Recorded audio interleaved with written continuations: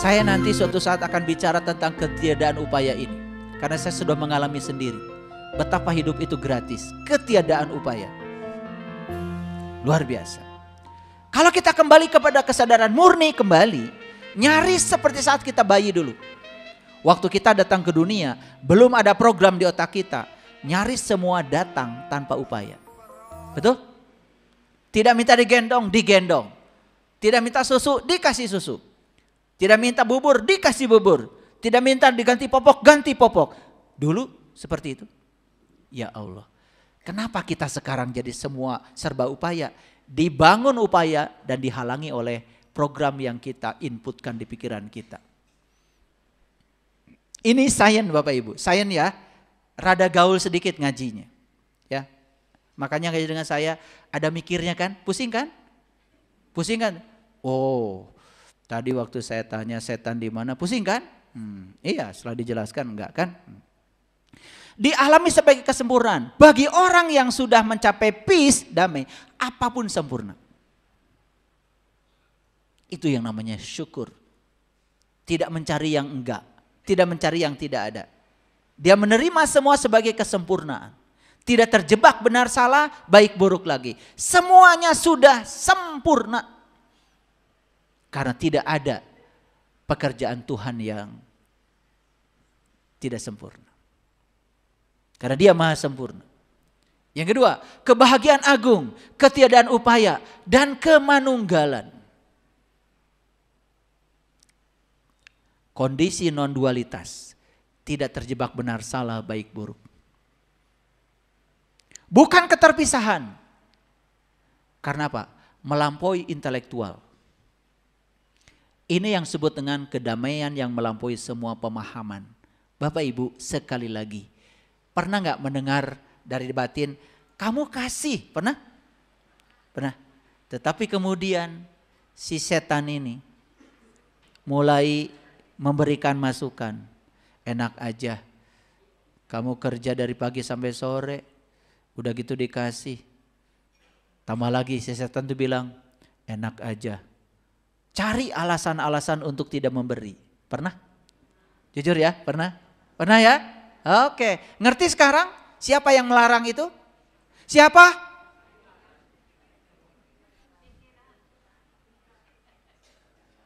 Ngerti ya? Luar biasa ya, si diri palsu ini ya. Oke, sering gak jadi kan berbuat kebaikan? Oke, itu karena belum bisa melampaui pemahaman. Oke, bagaimana kunci-kuncinya? Ini kunci-kunci detailnya. Tapi waktu kita tinggal sedikit lagi. 1, latihan penerimaan. Latih untuk bisa menerima apapun apa adanya. Kenapa? Semua realitas kehidupan itu berubah. Kehidupan itu tidak pasti. Kehidupan itu kompleks. Jangan paksa kehidupan seperti yang pikiran mau. Latihan penerimaan ini adalah kunci. Menerima bukan berarti setuju. Awas. Menerima bukan berarti setuju. Sudah, ada kejadian walaupun tidak setuju, terima dulu. Bahwa kita tidak setuju, nanti diperbaiki pelan-pelan. Jangan dari awal sudah menolak kejadian itu. 2, tingkatkan kemampuan menyikapi segala sesuatu secara rasional. Kita dikasih akal, ya. Daripada menyalahkan, coba belajar memahami. Rasionya hidup. 3, fokus pada hal-hal yang bisa dikendalikan. Pikiran, perasaan, reaksi kita terhadap peristiwa, semua dalam kendali kita. Fokus ke situ. Orang lain, sekalipun itu dekat dengan kita, tidak bisa kita kendalikan. 4, harapkan yang terbaik, tapi antisipasi hal yang terburuk. Jadi jangan hanya siap menyiapkan yang terbaik saja, beri ruang seandainya yang terbaik yang kita inginkan itu tidak terjadi. Sudah ada ruangnya di sini, kita tidak akan pernah kehilangan kendali. Mengingat kematian yang kelima. Ingat, hidup kita pasti berakhir. Bukan soal apa yang akan kita bawa, Tetapi pertanyaannya, apa yang akan kamu tinggalkan dalam hidup? Kamu meninggalkan apa? Apa tidak ingin gitu meninggalkan karya? Ya. Bikin sesuatu yang monumental dalam hidup buat orang banyak. Masjid ini setelah saya bangun, langsung saya serahkan ke masyarakat. Silahkan digunakan buat masyarakat. Waktu mau bangun masjid ini, saya berpikir masjid ini 1000 tahun saya sudah tidak ada, tetap harus ada. Nggak usah nanggung bikinnya. Kasih besi yang bagus. Buat publik jangan nanggung. Jangan perhitungan. Berkahnya luar biasa Bapak Ibu. Bikin yang monumental buat orang banyak. Karena sebaik-baiknya manusia yang berguna bagi manusia lain. Kenapa penerimaan ini penting? Ini menurut David Hawkins. Kalau kita sudah bisa menerima, itu nilainya sudah lumayan. 350. Kenapa? Energi ini bersifat tenang, santai, harmonis, fleksibel, bebas dari perlawanan batin. Menerima itu kita jadi fleksibel. Jadi enak, santai. Nilai kita naik kan dari 200 tuh jadi 350. Hidup ini baik. Aku dan kamu baik. Aku merasa terkoneksi. Jangan kita korbankan persaudaraan dan hubungan cuman karena masalah-masalah yang tidak penting. Apalagi urusan hanya menyangkut finansial. Menerima hidup sepenuhnya dan tidak lari dari masalah. Karena semakin lari dari masalah, masalahmu yang serupa akan datang berulang-ulang. Tidak menyalahkan orang lain. Tidak menyalahkan hidup. Bisa begini aja, 350. Kenapa tadi segala sesuatu harus rasional? Kita tanya David Hawkins. Kalau kita sudah punya penalaran dan tidak menyalahkan orang lain tapi memahami, berapa nilainya? Belajar memahami dan tidak menyalahkan, nilainya 400 Bapak Ibu. Dan ini yang membedakan manusia dengan binatang.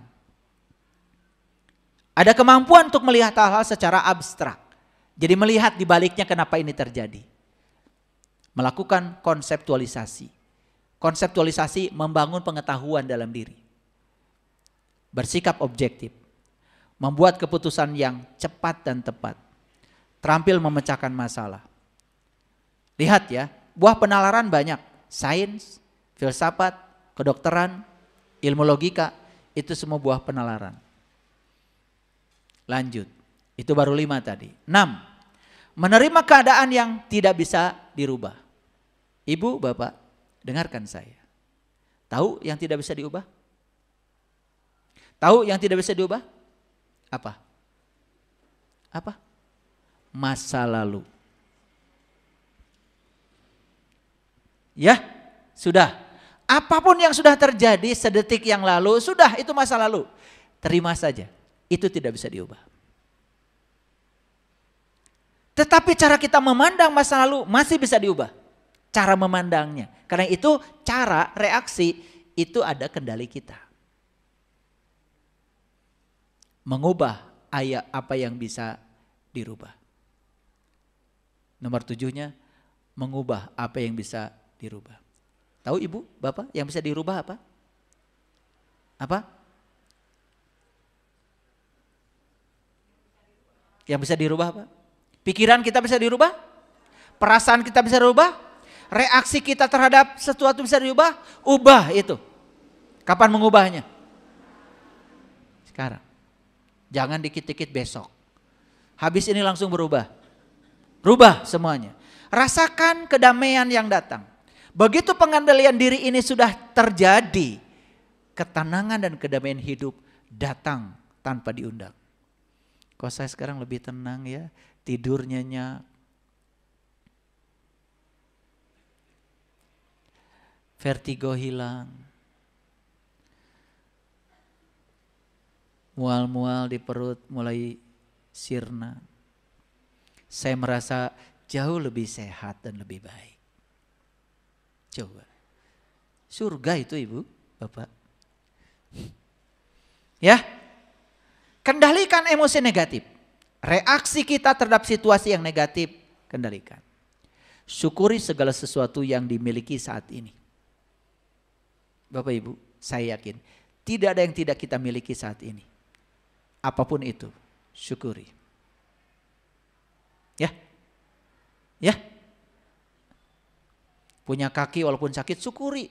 Boga sakit oge. Ini kakinya rematik, syukuri ya, syukuri. Sakit oge boga kene, ya. Paham ya? Ya. Telusuri itu rematik dari mana? Dari pikiran. Jangan gegabah membuat keputusan. Nih saya kasih tahu, Bapak Ibu kalau lagi marah, lagi kesal, jangan buat keputusan. Apalagi lagi berantem dengan pasangan, bikin keputusan, udah itu pasti keputusannya salah.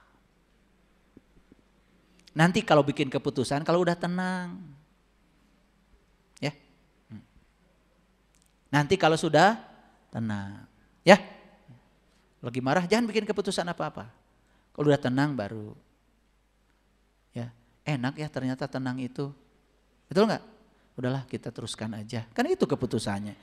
Betul nggak? Iya. Udah tidur lagi bareng-bareng. Bodoh banget.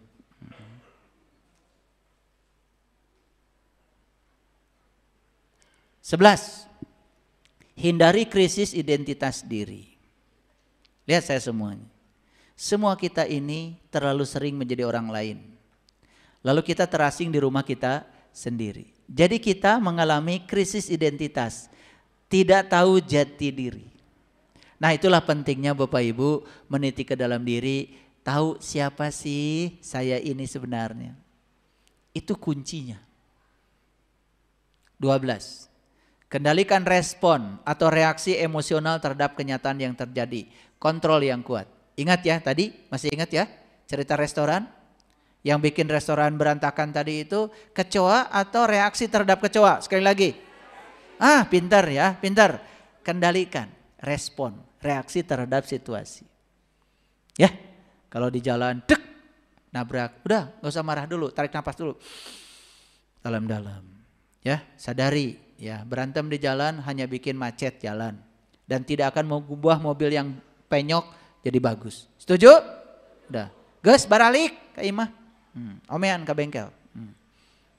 Paham ya? Gitu aja susah. Renungkan tindakan harian dengan jujur. Lihat saya semuanya.